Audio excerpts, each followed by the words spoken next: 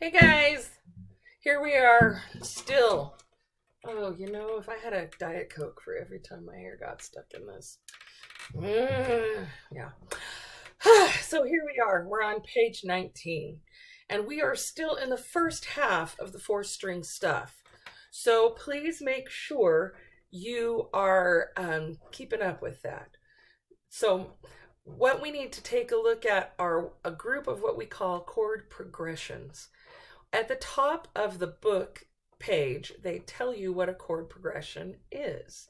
You may notice that there's so many things you can tell about how chord progressions work just by looking at them and asking yourself intelligent questions like, whenever I start with this chord and end with this chord, what are the other chords I might always see? What I love about 38, 39, and 40 is they bothered to tell you what a chord progression was and then gave you a couple of examples where they're not complete, which to me seems a little silly. Yeah. One of the things that seventh chords do, especially in beginning music, is it leads us back to really strongly back to what a sense of someplace we've been before. And now I know we're not traveling anywhere, but it's that metaphorical something. So what in a chord progression, we set something up as this home, we go away from it, and then we come back. Yeah, in 38, they don't go home. You got the seventh chord just hanging out there by itself. So I will end it for you correctly. So we are just strumming once on every beat, and we are just playing through the chord progressions. We're making sure that all of our fretted strings sound like the open ones, so we have good tone. Making sure we have good posture and positioning. And here we are on 38. 1, 2, starting on G. G, 2, 3, change to D7. 1, 2, 3, C major. 1, 2, 3, D7.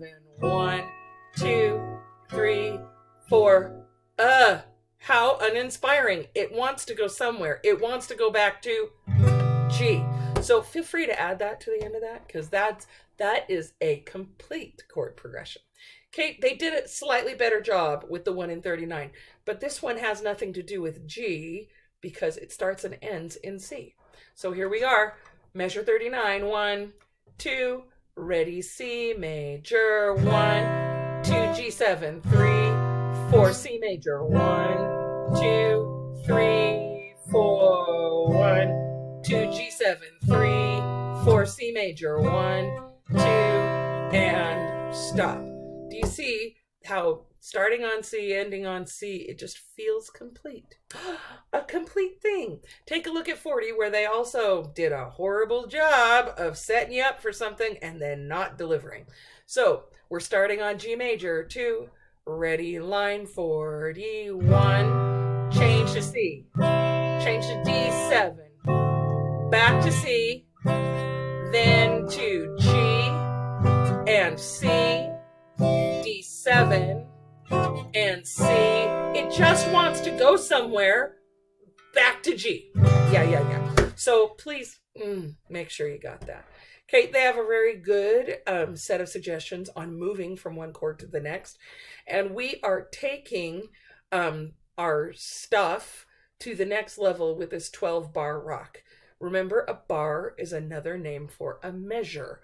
And so 12-bar rock, 12-bar blues, this is a progression that the pattern is very simple, and it's one that we all know, so that if you're going to be playing one or creating one, we have 4 bars of the home key, 2 bars of a different key, back to the home key for 2, 1 to a different key entirely, then 1 other measure, then back to 2 at the end, and it makes 12. So we have 4 of G, 2 of C, 2 of G, 1 of D7, 1 of C, 2 of G. All right, now for sure, you can play through all of these things, and you should, but you should also play this melody.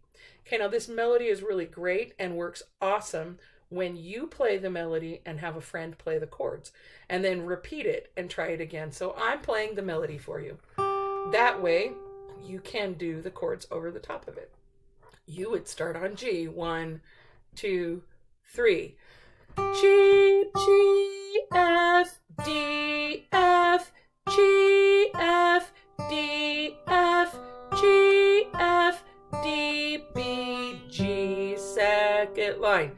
G, G, F, D, F, G, G, F, D, G, G, C, D, G, 2, 3, D, D, D, C, D, F, D, C, D, G, G, G, 2, 3. So go through, play the chords with what I just played.